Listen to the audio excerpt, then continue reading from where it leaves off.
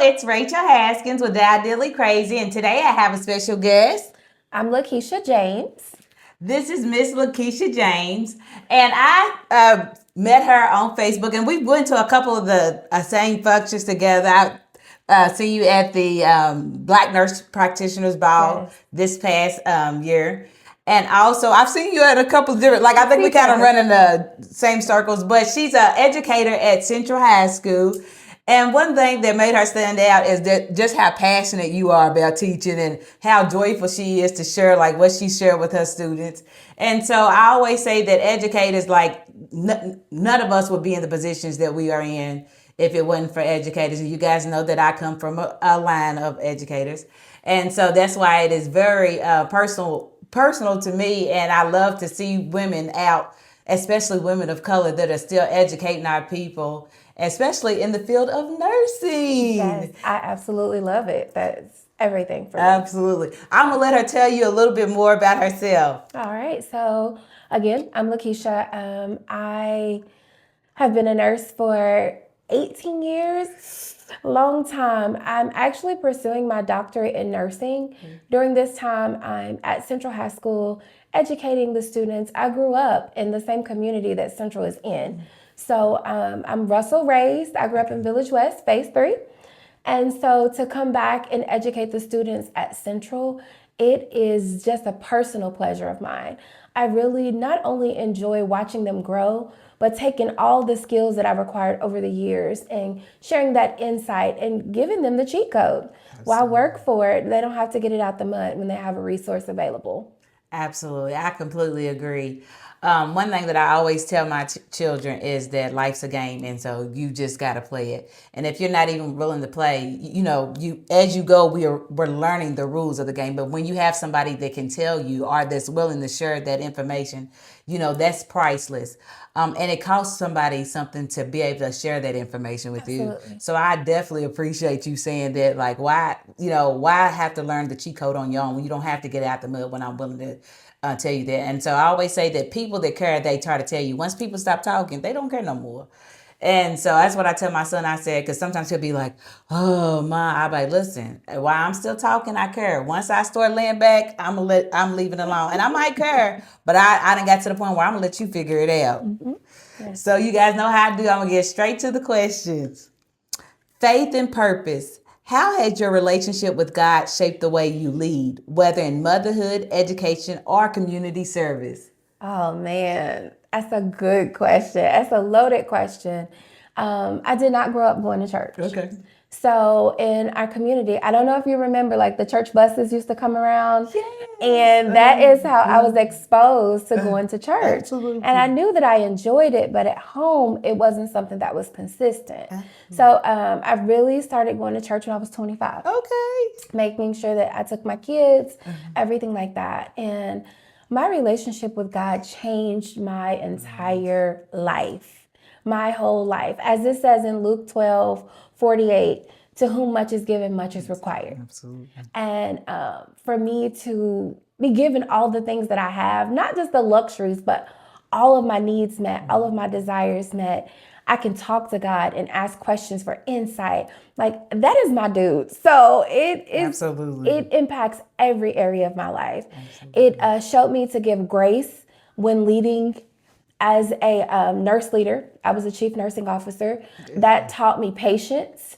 If you go to the Bible, you find all of the resources. It's the basic instructions for living this life, basically. And so you have every resource that you need. The closer that I get to Him, the more I grow. And I'm continuously growing, learning to be graceful with my children and not judging, because what if God judged us based off of what He knew? And it's there's so many examples that I can use as to how my relationship, as I continue to get closer to the Father, I continue to grow. And I see things differently than I did even 6 months ago. I feel totally different as a woman, as a mom, as a leader, as everything. So, and I try to spill that over into my classroom by just being kind, being a good person, being considerate, always being selfless as well. That's very important. People say it, but it's harder to walk the talk. Absolutely. I Your story is so beautiful in so many different ways. Thank you. One thing, like you said, the church buses. I remember the church buses. I remember getting, you know, I remember them deciding, the deacons deciding who was going to drive, and so I love that as a community resource to reach out. We call it reach out, so that God goes to people where they are, and so maybe you have a parent that isn't in the church, or there are children, because train up a child in the way that they should go, and they will not depart. It doesn't mean that they're not going to live their life and do this and another, but when it comes back time, once you get introduced to God, that's somebody that you're going to meet again at some point in time in your life. That's why I always say that God, introduction to God, I can't give you God. He gives himself to you. But an introduction to Christ in any way, shape, or form is one of the best things you can give somebody. Because how do you give somebody everything? An introduction to Christ. Because who has everything? Everything. And so I found that beautiful. And then also how she shared that, like, she didn't really get really formed that relationship till she was 25. Mm-hmm. And I love that, because I grew up in the church, but I didn't have a relationship with God. And it is much different to go to church than have a relationship with God. And I remember mine came a little bit later. Like I would pray, I would listen to the word. I would even go to church every single Sunday, but there was no relationship there. Mm-hmm. And so during COVID, when God got me alone, like he started breaking down some of the things that was just religion, and then actually building with things of getting to know him by listening to his word, by listening to people who, preach from the word of God. And so I just got to know him. Like you said, that is my homie. That's my dog. And he's so, like, you would think the way that he would be so harsh, but he's so loving, calm, and welcoming. And that's how people really come to Christ. Because if he was all like nobody would be worthy. Right. None of us would be worthy of him.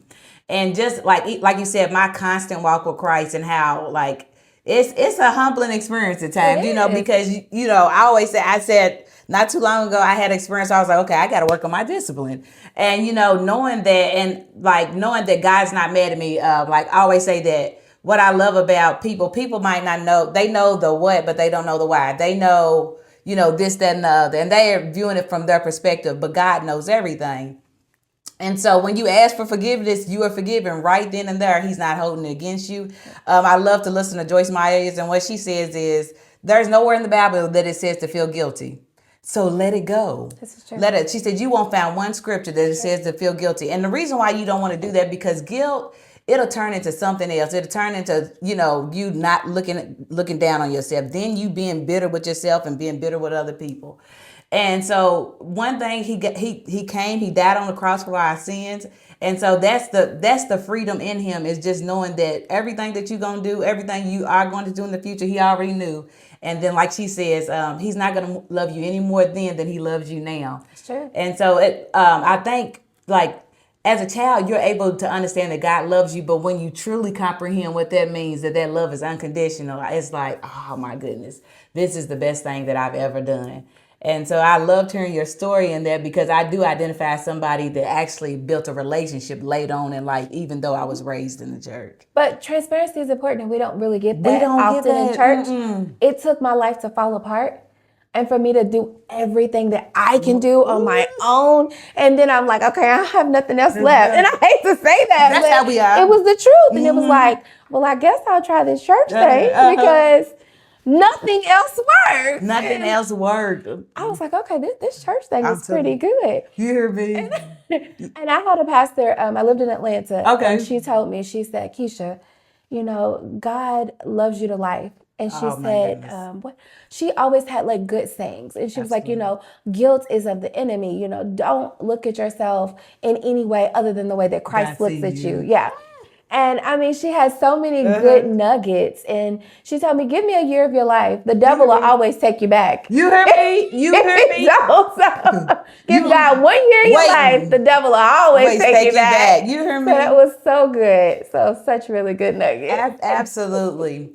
And what you said, God loves you to life, and looking at yourself through Christ's eyes. You guys know that Ideally Crazy is a podcast that helps you to see yourself through God's eyes, so that you can go and get all the things that God has for you. And I like to put guests before you who have, like you said, looked at themselves through God's eyes and seen all the things that God has for them, the things that they were appointed and anointed to go and do. And so I loved hearing you say that, because God loves you back to life. Like when you would be down and out, when you feel like there's no other way out, boom. As I said, I kind of get used to like going through. Bishop T.D. Jakes always says that either you're going in a battle or you coming out one. So I just be like, Lord, what season am I in? But you should never be the same. You should never be the same, and you grow and you grow and you grow, and then every victory that you have, guess what? That's bragging rights. So the next time you get on another level, then you're like, listen, I done been through this, I done did this, and guess what? I'm still standing. I'm still gonna stand. And that's what God wants us to know. And I always say the devil, he doesn't really have any power. All he has is tricks to help you to deceive yourself. Absolutely. Tell yourself I can't do this. Tell yourself that you can't be forgiven. Tell yourself that you don't have what you need. But the truth is, God is not preparing it for you. It's already been prepared. It's already done. So you just catching up to it. And so it's just a flip in the switch of the mind frame. And that's what I love about educators, is because the only way you can really to be a good educator, which she is to believe in a future, which means I'm already speaking what is as if it is already so. So I feel like being an educator is definitely a faith walk, because you're putting that in your youth and you're saying, hey, you're going to be this, you're going to do that. And they're just catching up to it. And so we know, and that's what I love about that, because I feel like in your childhood is when we really start preparing people for life, because we're preparing for the mind frames. I always say with my kids, I can't stop every little thing that's going to happen, but I can tell you who got you, who you're never going to have to worry about. And God is in love with you. He's Absolutely. He's never mad at you. He's madly in love with you. Madly in love with at you. All times. At all times. At all times. All times. What it is to be loved by God. That's right. Looking back at your childhood, what experiences or values planted the seeds for the woman you are today? The experiences were, my mom, she had an 8th grade education. Okay. And my dad was in the military, so I'm the first to really go to college. Okay. And I knew growing up in the projects that I was just like too good for that. I was like, this can't be like, it has to be more than that. So I had started out at Coach Taylor, and I asked my mom if I could go to a school around white people. So I ended up going to J-Town Elementary. Okay.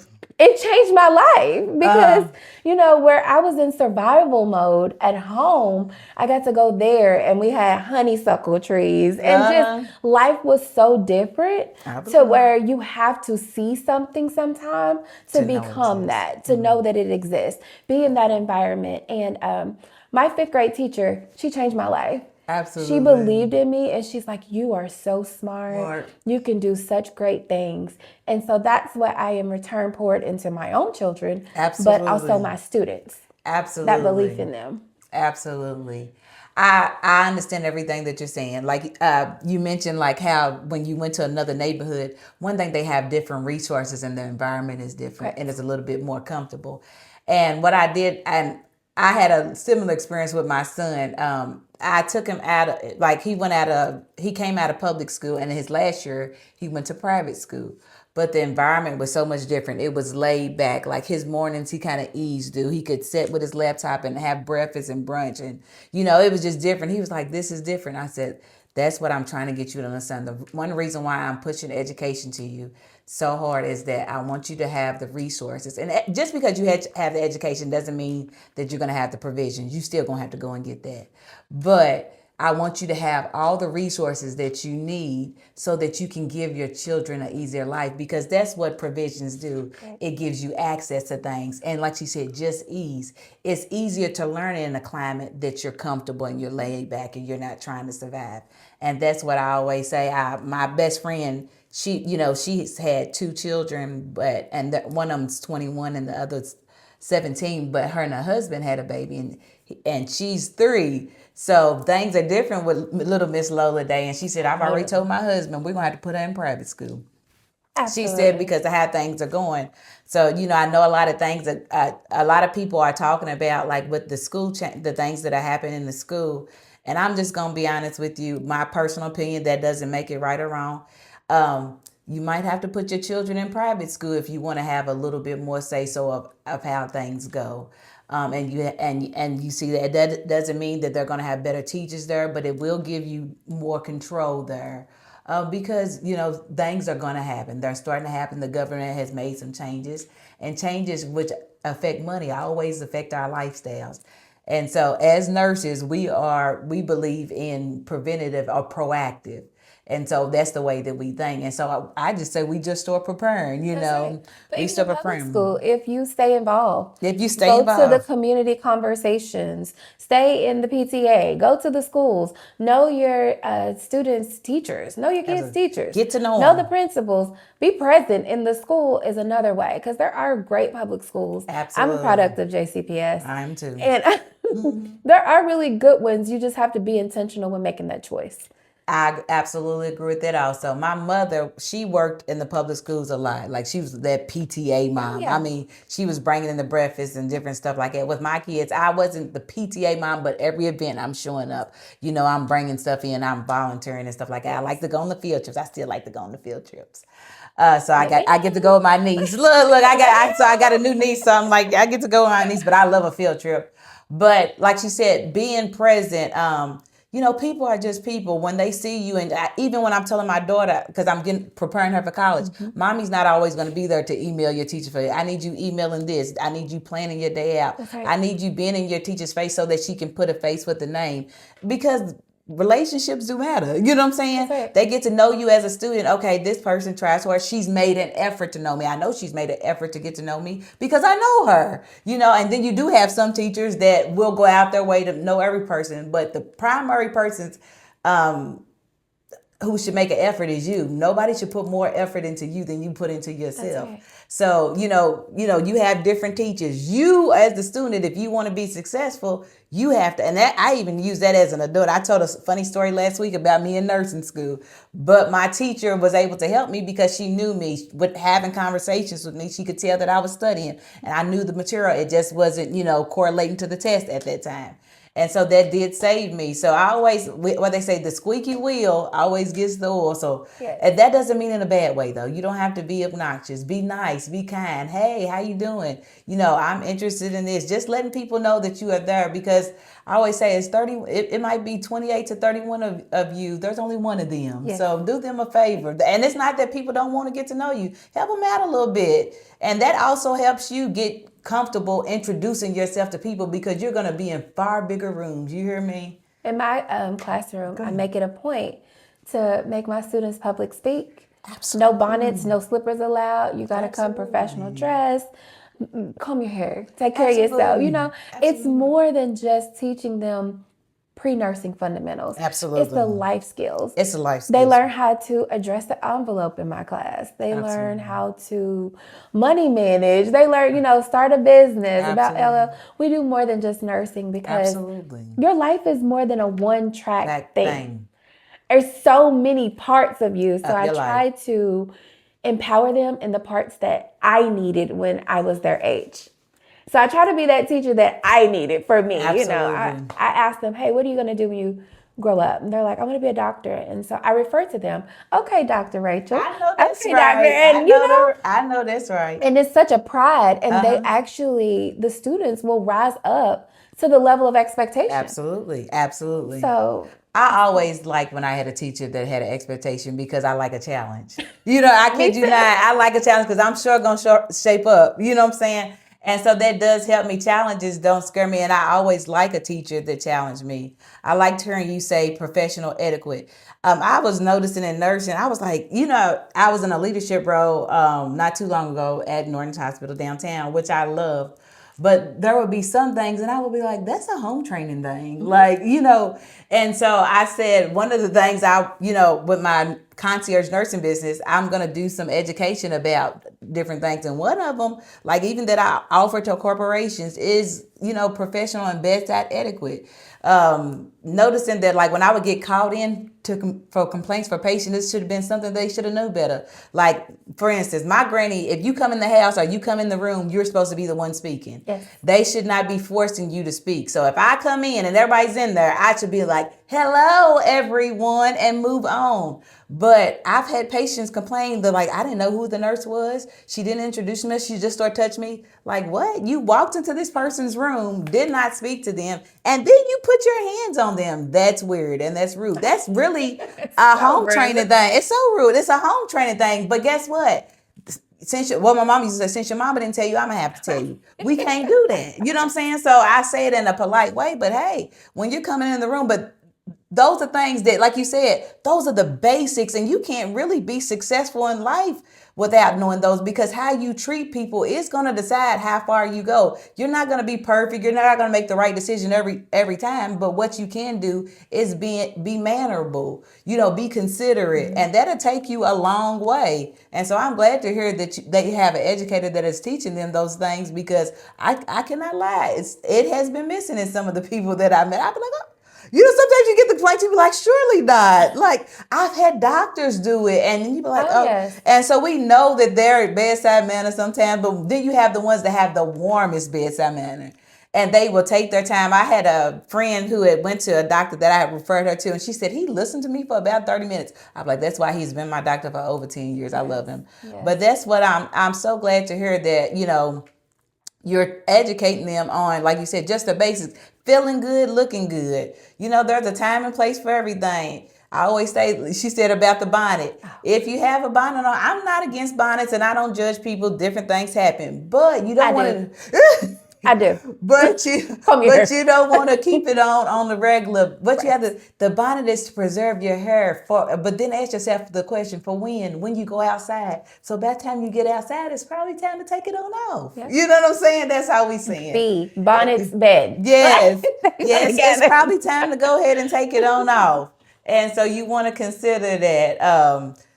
And like now growing up in the church, those type of things I did get. I had a mother that it was always, when you look your worst, when you feel your worst, look your best. Right. And I will tell you this, what Brianna said, fake it till you make it. You'll find yourself.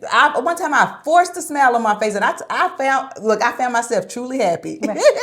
So you don't have, why would you want to look like you feel? I mean, a compliment always makes you feel better. And one thing about it, if you look nice, God's going to send somebody to say something, to put a smile on your face, and then you run with it. You hear me? We talk about that too. I'm like, find something that you like about somebody in this room. Absolutely. I like your shoes. I like your hair. There's always something that you like about somebody.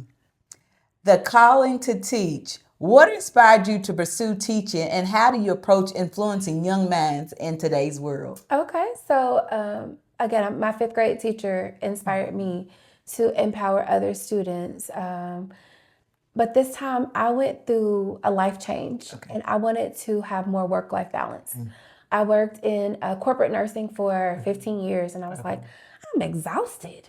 Like, I'm burnt out. I don't want to do this. Absolutely. And I just woke up one day and I was like, I think I'm going to go teach. And everybody was like, what? Like, you going to high school? I'm like, yeah, I'm going to go to Central. My son attends Central. Okay. So it gave me more time with him as well. Okay. We can go back and forth to school together, spend time together. We're on the same schedule and all the things. And how do I engage my students? Is that the second part of your question? Influencing young minds. How I influence young minds is meeting them where they are. We hear so many things about, these students, they are bad, and what we see on social media and in the news is not what they are.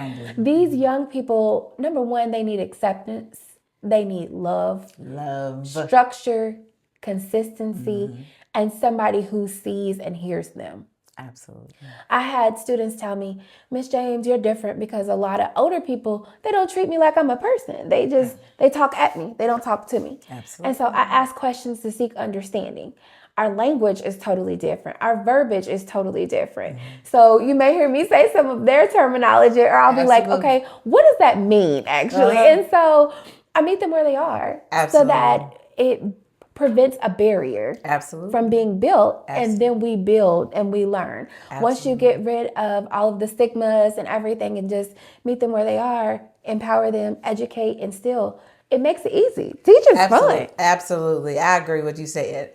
Love and meeting them where they are. Relationship. I say that, I'm gonna bring God back in it a little bit, but just in general, that's what this whole thing about is a relationship. And so if you put that in anything, if you want to tell somebody something, find a way to build a relationship there. That's right. You don't, and how you do that is we start off with love. We don't start out putting somebody down. And I heard you say you ask questions. That's how I'm with my children. If somebody comes and tells me this, that, and the other, it's not that I'll come to them and I ask them questions, because you don't want to come to somebody with, beating them down, because just like the information was presented to you, that doesn't mean that, and that's with anybody. I treat all people like that. And that doesn't mean it was presented in the correct way. And I always say that people with wisdom, they don't just have a one-track mind. They're open-minded. So like you should go into something inquisitive. Like, can you tell me how this happened, or explain this to me? And so like you said, treating children like they are people. And that's one thing I was very intentional on with my children and other children, because I was one of those children that felt like, one thing they used to say, one of my parents used to say that we were computers and they program them, but I'm not. I'm a person. Right. I have feelings and I like it. You know what I'm saying? And so I made sure that with my children that I knew that they were people. And so that helped a little bit, even with my teaching them and training them, because when they made mistakes, I was able to relate it to, hey, you make mistakes still. You know what I'm saying? So give them time and give them grace on their journey, just as you have and need on yours. So I can see why you're such a passionate and good teacher, because you have all the perfect aspects that you would need to be. So I mean, it just online, like on Facebook, it just comes through the screen. Like it is so, like it's so, I can tell that you love it. It's so fun. Like you said, you was burnt out. That's what I love about nursing, because there's something else for you to do. Mm-hmm. You don't have to quit. It's just God's got another gift that he's ready to use in you. And probably being in your position, you were able to, like you said, let me go back and get to the foundation of these healthcare workers and start building them from that point, rather than, because she's been at the latter end and seen what it looks like on the comfort end after everything's done. So let me get to the foundation of this. It says in Titus 2:7-8, in everything that we do, you set a good example. Oh, yes. And so it's very, very important for me when I go in my classroom. Uh-huh. I know that I represent my children. Mm-hmm. I represent African Americans. I know that I represent someone who's educated, professional, part of a Greek organization. I represent so many things. And with that, I want my students to just see a good, well-rounded person. Absolutely. Who doesn't talk about Christ, because I can't talk about it, but it through my walk. Mm-hmm. I exemplify it in the way that I treat them. Uh-huh. And I never look at my students and say, oh, well, you didn't do this. Oh, yeah. I ask, how come you weren't able to? Uh-huh. Or is there something that I need to know? Because God gives me so much grace, baby. You hear me? You hear me? To give grace. I have to. That is the only way that I will continue to live a good life, is through God giving more grace. I'm going to need it. Listen, grace. You hear me? I thank God for it every day. And I remember, like you said, in my position of leadership, I was like, Lord, I'm not really a strict person. I'm real laid back. I'm easygoing. It's easy for me to forgive, because I have to forgive myself. I have to give myself a lot of grace. So I know how to give others that. And then the Lord had just put on my heart, that's why I have you in that role. Great. You know what I'm saying? Because I knew how to give something that I haven't. And like you said, Ideally Crazy is my walk, is my story. And I always say, I tell you guys, I'm not above you. I'm right there with you. I always say the Bible characters in the Bible, I talk about each and every last one of them. But what I want you to understand is, when you get to know the Bible characters, each and every last one of them had a flaw. And we've said, and one thing that Bishop T.D. Jakes always says is that some of them we would have never chose, but God chose them because he looked on their heart. And so what is your heart? Your heart should resemble one that shows fruits of the Spirit, patience, forgiveness, love, different things like that. And you do that just by once you accept yourself for who you are, and you can see the areas that God has grown you in, or that you're still growing in, and where God has given you so much grace and mercy, then it should be easy for you to give that to others. And then that's really that glow that comes outward. Mm-hmm. It's not from perfection. It's just from, I'm so grateful. I'm so blessed to even be in the kingdom of someone who, I could never earn his salvation. I would always fall short, but he always gives me exactly what I need. And guess what? There's room for you here. And like she said, you want your life to exemplify that. And one way that I try to do that is in the way that I treat people. because I feel like if God is love, I should always treat you with love. And so that doesn't mean that, I'm always perfect all the time. But when I tell you I'll get quiet before I get nasty, I will. Because I know this math of mine is crazy. So I'll be like, I'll get quiet. And I always try to look at it from a different perspective. That's maturity. Because it's not always what you think it is. And sometimes you'll be in your feelings about something and it's not at all what you think it is. And 9 times out of 10, it's about them. It's not about you. And so you make it about you, and how you make it about you, you rise above it. I'm going to be happy. I'm going to be this. I'm going to do these things so that I can be happy. And guess what you find yourself in?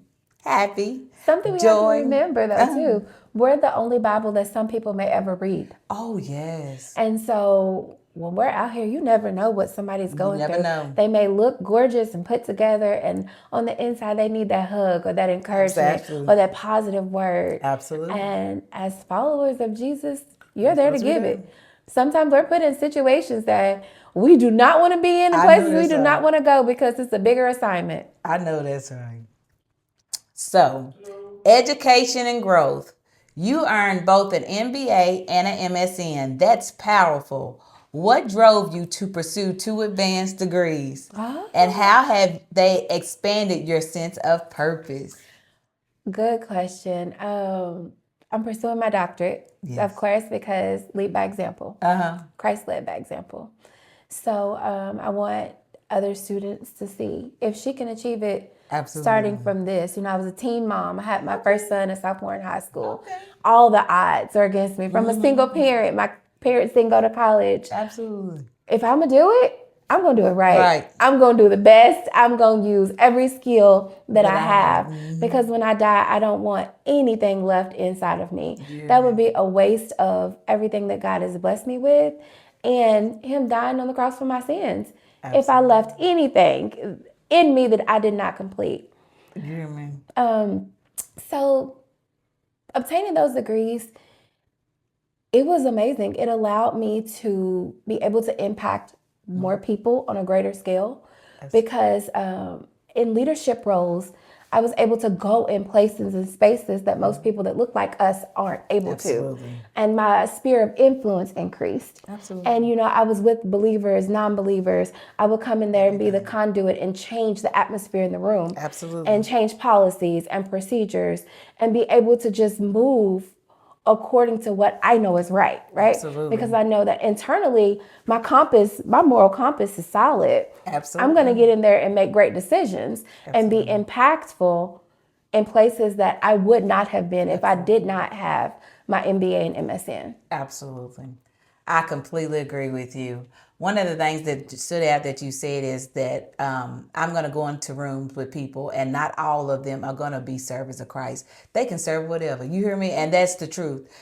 You take Christ is within you, so He goes wherever you go. So I'm one of the people that I can be in different rooms. You know what I'm saying? I can talk to you about anything, because I'm not looking for what we have in difference. One thing people always ask me, how do you get along with anybody? I get along with anybody because I'm not trying to fight with you. My whole, you know what I'm saying? My intention is to get along. So if you don't believe in God, let's talk about what you do believe in. What do you like? You know what I'm saying? And so I like to learn, because I always say that one of my things that I love about my brother is that he's so open-minded, and he says, and I say the same thing, is that I like to learn something from everybody. I feel like there's something that I can get from everything. And sometimes it might be something as simple as what not to do. But I want any and everybody to feel welcome in my presence. You understand what I'm saying? That nobody, because one thing I would say that we see a lot of things that nurses are doing, but there are some characteristics that we should not have as people, because we are responsible for taking care of people and not just physically, but even with their spirits. And so we have to be of a certain mind. We should be peaceable and looking for ways to make it work. It doesn't mean that every situation is going to go easy, but your intentions has to be I always used to tell my patients, I said, honey, I have a can-do attitude. One thing about it, I'm not going to give you no hard time. Right. So if I can do it, I'm going to do it. And my intentions show that. So one thing, if I tell you I'm going to do something, I get it done, because I'm building that relationship with you. I'm building that rapport that you know that you can trust me by doing things that are trustworthy. And like she said, so it's not that not that you have your mom, God this and God that. It ain't, God goes with you and he's everywhere, but he should be in your actions. People should know by your walk, which means how you treating them. What do you do? How do you talk to them? Do you keep your word? When you say you're going to do something, do you keep your word? Are you honorable? Just basically just being a good person. Right. But and just having, like she said, a good moral compass and a good standard. Right is right and wrong is wrong. And even when I'm wrong, you know what I do? I laugh about it, like, y'all, I was wrong, y'all forgive me. You know what I'm saying? And move right along, because I do know that I'm not perfect and I know that you ain't either. So it takes a little bit away from me. You're not perfect? Not at all. Not at all. And so I say, I can forgive you and I can forgive me. That's right. And that's what keeps you light.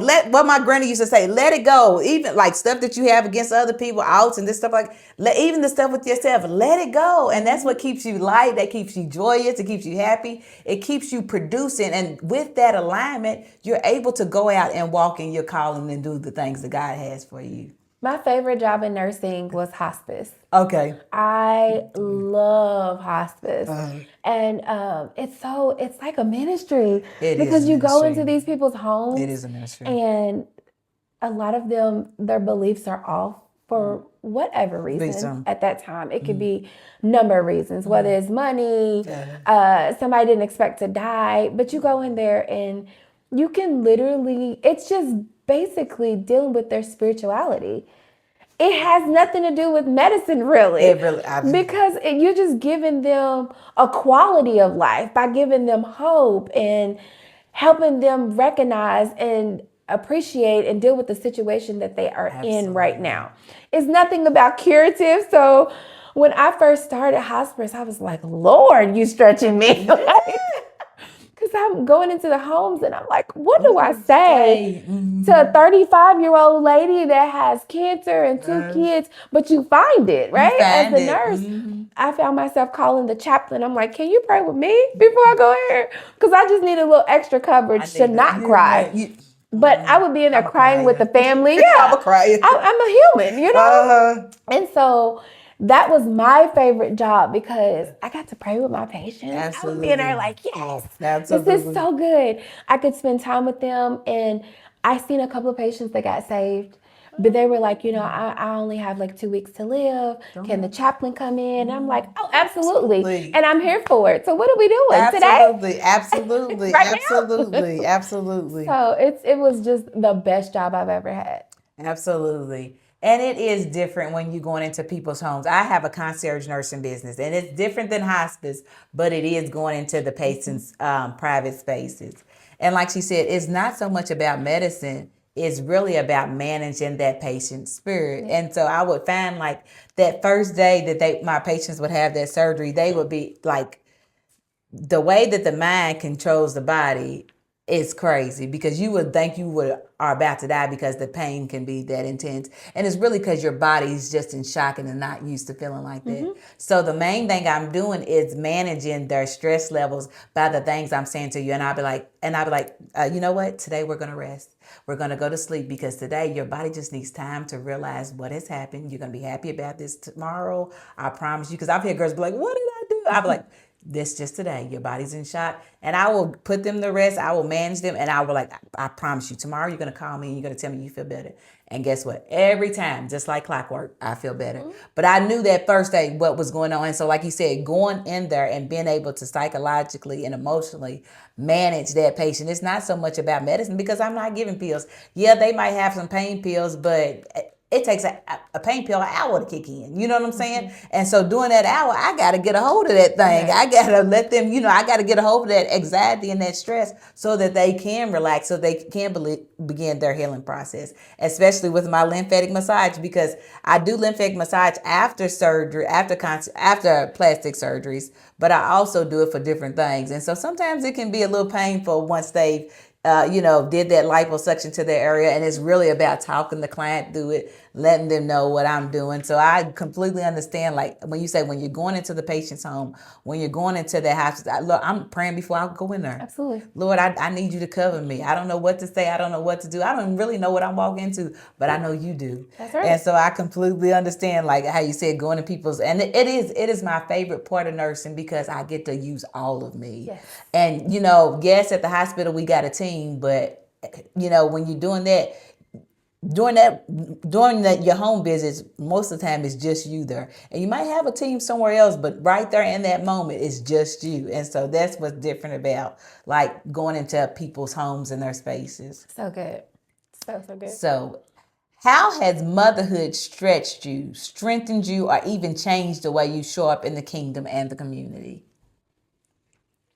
Oh, Jesus. Motherhood, it's amazing. And it made me grow so much as a person. Oh man. In community, I teach my kids to be good people by having them volunteer,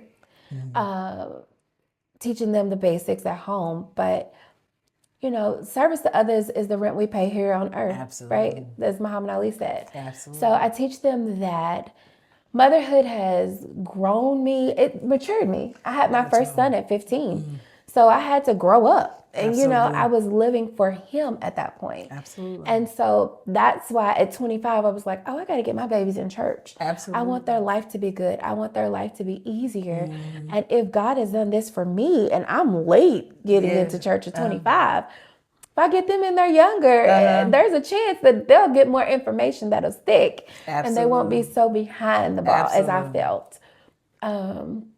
So, yeah, as far as the community, I go back to Luke 12. To whom much is given, much is required. Much is required. And so God gave me all these gifts, talents, resources, people, connections. Let me share it. Absolutely. Why have all this stuff if I'm holding it for myself? You hear me? So I love giving to the community. I love volunteering. But motherhood definitely taught me all those things. Absolutely. I agree with you. Motherhood definitely stretched me because I'm gonna take it back to love. Like anything that you love for, you'll change for. And so, like I've just watched how it grew me. Like even with it being two different children, like knowing that I had to be a different mom to each, and not in an unfair way, but be what they needed. What kind of direction that they need, what kind of approach to parenting that I have to take with each child. And, a lot of times the way we grew up, it was just like, did you do what I say do, this, that, and the other? And that was it. And I was like, well, that's not going to work with my kids because my kids are thinkers. And if it don't make sense, it's not going to happen with them. And I'm a free will child. So one thing about it, what my friend said, you can never control me. So, I knew with my kids that it was going to have to make sense to them for them to have to do it. And I always believe that you get people to do more with positive incentives. That's right. Because if you think positive love, anything that you do in a positive way, it should produce and multiply bigger and faster. Can you get things done with, a negative approach? Absolutely. But for how long? Because people are only going to live in fear for so long. That's right. So after so long, they're not scared and they get content with whatever you got going on. But the more good things that you show them, then they just keep reaching for more. And like, okay, well, I do this, I can get this. I do this, I can. And so I like building my children in that way and using that aspect in that parenting. And that was one way that it stretched me. It stretched me to have to think that way. Knowing that I had to be a certain type of parent to each child, I had to consider a lot of stuff within myself and things that I wanted to do differently, things that I did think that worked how my parents did, and then things that I wanted to, fix a little bit and quirk up. And no, there is no perfect parent, just like there is no perfect child, but we learn and we grow and we do our best. And like you said, giving them back to God, I give it to God. And like you said, I take them to church, I put them in the programs. Just in every aspect of their life where I could give back and do with them and be very intentional on what I was putting into them, because I treat it like it's a bank account. Whatever I'm putting into them, I'm expecting that I'm going to get out. What you said was so good. Unconditional love. We have to love our kids the way that Christ loves us. Because if not, the relationship is going to be like ours is and we don't have grace. Absolutely. It's going to be rocky. Absolutely. Not worth living many times. So Absolutely. we have to keep our babies close, love on them Absolutely. unconditionally, right, wrong. Absolutely. And my parents used to be like, I'm not your little friend. I'm my kid's little friend. Yeah. Because I want them to have that relationship to where they can come, tell me anything, spend time with me. When I get older, they'll actually want to take care of me. Take care of me. So be around me. That's the Be goal. likable. That's what I said. Absolutely. And that doesn't mean I always do what they want me to do, but I'm kind to them on a regular basis. My conversation and my relationships with them, my interactions, I'm kind to them. Be nice to your kids. Think about it. Sometimes you haven't even asked you, are you nice to your children? That's important. That really is. I apologize too. I apologize quickly. I'd be like, and oh, explain. I'm sorry. I should not have said it this way. It didn't feel right. I do. Or I overreacted. I say the same or thing. whatever the situation may be. And I want them to talk to me about everything. And I do a lot of explaining. You're very active locally. What does community mean to you? And why is serving others so important in your life journey? Sure. Community is so important to me because it's a group of people that share common values, right? Absolutely. And so the only way that we can grow as individuals is to serve others. Absolutely. When you help others' dreams come true and empower others, and you're out doing things in the community, just moving and shaking, you feel like you're there to maybe just volunteer, but you meet other people, you bless other people, Absolutely. you get connections. That's how our world goes around is community. It's community. And we can't be alone. We're not supposed to be alone as humans. So it's healing from within being in the community. It's healing.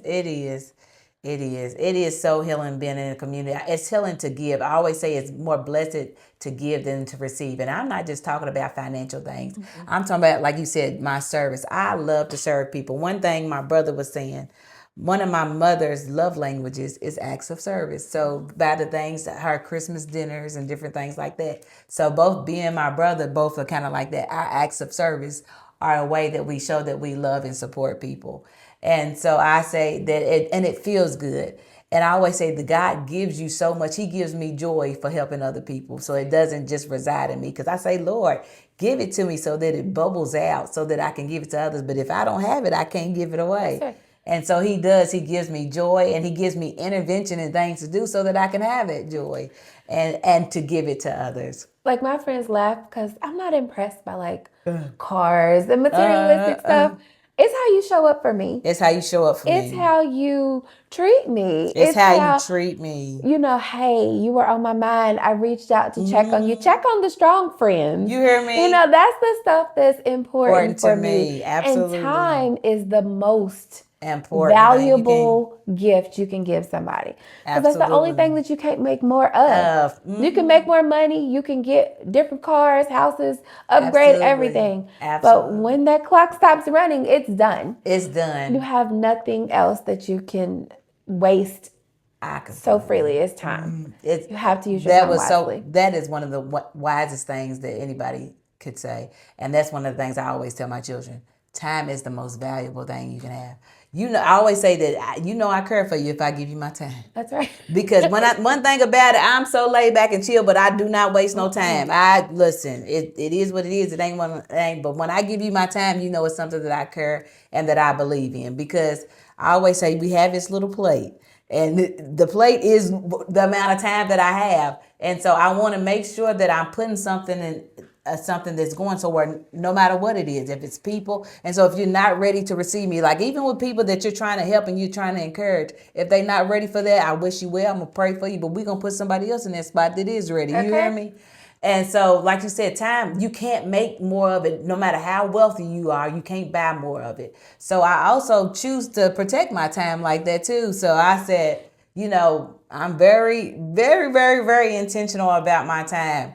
and do that in everything. Move on from stuff quickly. I always say acceptance. Acceptance is one of the best things you can do to manage your time wisely. Yes. I'm not one of those people that work. Once I understand what the problem is, I'm like, okay, cool. How we gonna fix it? So I don't spend my time fussing about the problem. I spend my time trying to find interventions that's gonna get me what I want. As soon as I know what the problem is, I'm looking for a solution. And I also like even the people that I choose to listen to or talk to or be around in my space. I don't like people that bring me problems all the time. If you bring me the problem with no solutions, then you part of the problem. You're part of the problem.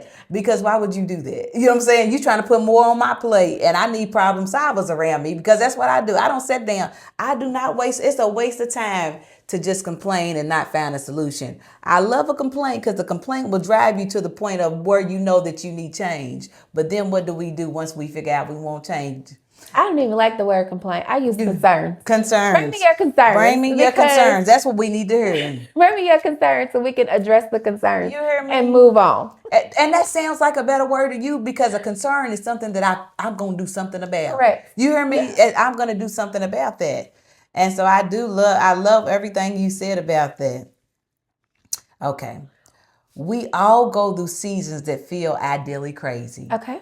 Can you share a moment that looked chaotic on the outside but turned into a breakthrough or a blessing? Oh, that's a tough one.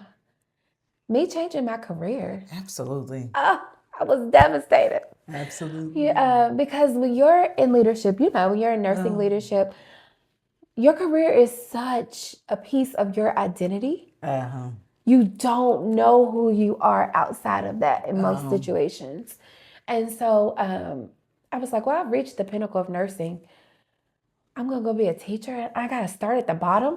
Mm-hmm. And I got all this education and I'm at the bottom. It was just like that internal conflict. It was the best thing I ever did. I was going to say, it was because, like you said, in leadership, and I didn't mean to cut you off. In leadership, they're telling you who to be and how to be. You have to think a certain way. And so if you allow it to, and to get high up, you do have to be you have to become the company. You know what I'm saying? Because that's your job to protect it. It kind of starts to shape your character. And so that was one of the things I said when I got in, because I just got in a little bit. I said, I don't want no more of this. I don't want no more of this. This is fine. I said, this is not what I choose to do. I love to do nursing, but I'm going to do it another way. And like you said, teaching and educating, I love it. And, it was something that was on your spirit to do. And it's been so much better for you. And like you said, I can understand how it would be scary for you to completely change tracks because people don't understand. I think people think that all nursing is the same, but it is not. Totally it can be, just within the hospital, like, us nurse, like a regular nurse like myself, we don't really know anything about birthing babies. And if you bring them out of there, they have a little trouble too. So nursing, especially when you get into different advanced careers and different stuff like that, it is so different. And that's what I love about nursing is because there's so many different avenues. Yeah. But go ahead, tell us a little bit more. I'm sorry. Oh, no, you're good. What was the question? About the breakthrough. So the breakthrough part was that I am a lot more resilient than I thought. It's not about titles and status. It's all about the impact. Oh, yes. What other breakthroughs? I just had to sit with myself and be uncomfortable. And that's when you grow the most, right? It is. When you're comfortable, you're doing everything wrong. Because if you're not uncomfortable, you're not growing. You're not growing. So I was like, I don't know how to be a teacher. Once I got the job, I was like, I do not know what I'm doing. Yes, you do. I had to literally look myself in the mirror. You do this every day. That's what I was about to say that to you. You do this every day for adults that get paid to be there. So you can go teach some kids. You've raised 3 kids. Absolutely. Why are you so tore up about becoming this teacher? I was like, I just don't know if I'm ready to do this. Absolutely. Why did I change my careers? God, are you sure this is what you told me to do? Like, can you call me again? I know that's right. Talk about it one more time. I'm sorry. Go ahead. It was such a blessing. After my first 7 months of teaching, I was elected to be like Teacher of the Year. I did not win. I was nominated to be Teacher of the Year. I didn't win. After 7 months, it was pretty great. That was awesome. And then the stories from the students. My students still come back to visit, and they're like, Miss James, you really helped me. I'm in college for nursing. So it's like my impact is greater. Absolutely. Because it starts younger. Yes. And again, I'm trying to be the person that I needed when I was in high school. It's so beautiful. It's so beautiful. It's so beautiful. I just love hearing it because, like you said, your impact, you're getting them at an earlier age. Yes. And it's working in a different way. And children are our future. I'm very passionate about children. My family is like it too.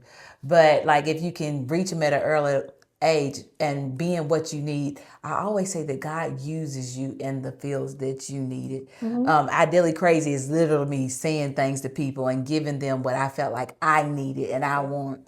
Even now on my journey, what I need, one thing about it, I need a word from the Lord. You hear me? And sometimes it's just people telling their personal stories and their personal testimonies. And I love a personal story and a personal testimony because you know about that. You know what I'm saying? Yeah. You're not guessing about that. You know about that. And so that's why I bring my guest. I love that she shared that like it was scary for her to change roles in nursing, and that, like you said, I was laughing when she was saying it. I was like, being in leadership, you that's what you did. You told people what to do all day long. So you did. You know, it was already a gift that you had, not that you had, but you had mastered it. You know what I'm saying? But you know, the devil tries to get in your mind That's and what he talk does. us out of our purpose. That's what And he does. God was like, no, ma'am. No, ma'am. I went and applied for another job.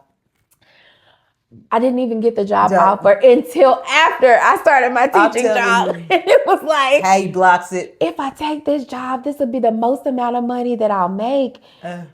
But I'm letting my students down. And I'm a woman of my word. My integrity and character have to line up. And so I'm like, we're going to stick this teaching thing out. It's amazing. Let's get it. Absolutely. And God will make it work for you. Yeah. And has made it work for you. And it's so fulfilling because anything that he gives you will be fulfilling.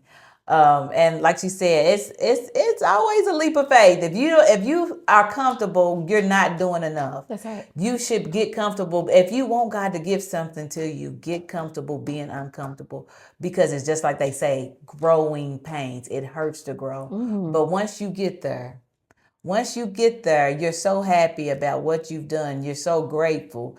You're so content in the decision that you made that, you don't, what they say, once you get it, you don't worry about how long it took you to get it. You just glad you got it. And then you're like, oh, is there more? And when he showed you there's more and you go after it.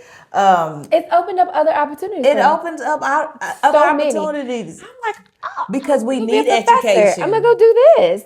I'm going to start an AI company. Absolutely. We're going to do all kind of stuff. It's so many different ways to use it because people need to be informed, especially in all communities, especially in our community, because there is inequity in healthcare information as it concerns our community. Yes, so absolutely. Why not start with us? Like even at the school that you're at, why not start with our own and build our own? And then go out. It's not that we stay there. Then we go out and we share with others. That's right. But obviously build your foundation. What would be the harm in that? It could only bless you. And so I love hearing you tell your story. I love hearing, especially from an educator standpoint and somebody that has been in corporate, because you have, like she has two wide different varies of nursing, just showing even my viewers that are and going into healthcare, like there's so much for you to do, and don't get scared if you don't like to do that or you feel like that doesn't work, because there's another avenue. And guess what? She fell in love with it. Yes. You know what? And like she said, I've had God block certain things with me. I'm like, Lord, I don't know if I'm supposed to be here. And like you said, he'll block it where like the call don't come to after, and I'll keep my word because I've already said I'm coming here. I'll do this. And so, like you said, I do understand how God blocks things. And then when I get there, I'm just so happy about what he has allowed. Right. So I want to thank you so much for coming on and taking time out your day. She took time out her schedule. She's out from school right now, but this is supposed to be her rest period. So I want to thank you so much for coming. I thank you for sharing your testimony, and I ask that God continue to bless and keep you working in our churches, in our communities, in our schools. And I know there's so many more platforms that God has for you, and I can't wait to see you there. Thank you. All right. I have a question for you. Absolutely. Who is your favorite character in the Bible? My favorite character in the Bible is David. Wow. I always say that David is my favorite character in the Bible because of his heart. He was my favorite character because God said that David was one of his favorite because of his heart. And so what I learned about David's heart is that even when people did him wrong, he was obedient. So there was a point in the Bible that somebody was trying to kill him. Saul was, because he was to be the new king, and he got a little bit jealous. And so he was standing over Saul's head, and he could have killed Saul.